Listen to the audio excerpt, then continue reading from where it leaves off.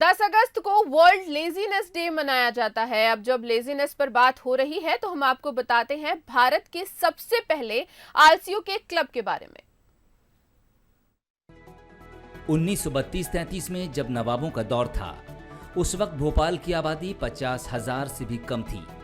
यहाँ के लोग हमेशा बेफिक्र और तफरीह पसंद थे। यहाँ शेर व शायरी की महफिलें हुआ करती थीं और अगर कुछ ना होता था तो पटिए तो आबाद रहते ही थे। एक दिन मशहूर शायर जिगर मुरादाबादी को एक शरारत सूझी। उन्होंने काहिलों की अंजुमन बनाने की राय दी, यानी आलसियों की संस्था। सभी मौजूद लोगों ने रजामंदी जाहिर की। महफिल में शामिल जनाब जौहर कुरैशी ने अपने मकान का एक हिस्सा इसके लिए खुलवा दिया। फिर इसका नाम तय हुआ दारुल कोहला, यानी आलसियों का क्लब। अरबी में दारुल स्कूल को और कोहला आलसी को कहा जाता है। इतना ही नहीं, इस क्लब के कायदे कानून भी तय हुए। दारुल कोहला के अपने कायदे कानून भी थे। मेंबरशिप फीस सिर्फ एक तकिया थी। दारुल कोहला की सभा का वक्त रात 9 बजे से रात 3 बजे तक था। हर मेंबर को रोजाना हाजिरी देनी थी, चाहे बारिश हो या आंधी तूफान। दारुल कोहला में सोने पर पाबंदी थी।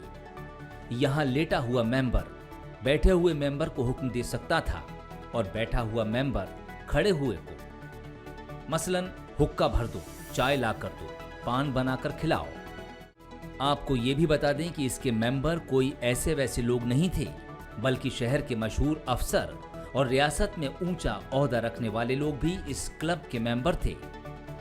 तो उसमें तमाम काहिल लोग, जितने भी सुस्त और इस किस्म के लोग थे, वो सब उसके अंदर जमा हों, उसके मेंबर बने।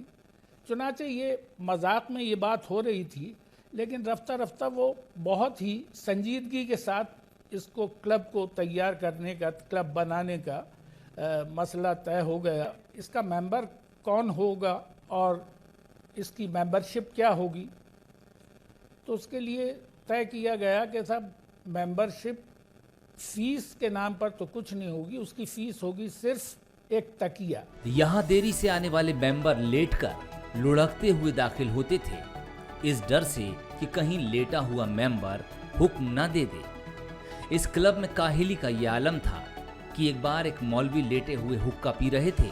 इस बीच किसी के धक्के से दहकते हुए अंगारों से भरी हुक्के की चिलम उनके ऊपर गिर गई। दरी, चादर और तकिए सब जलने लगे। तब भी लेटे हुए मेंबरान में से किसी ने उठने की जहमत नहीं की।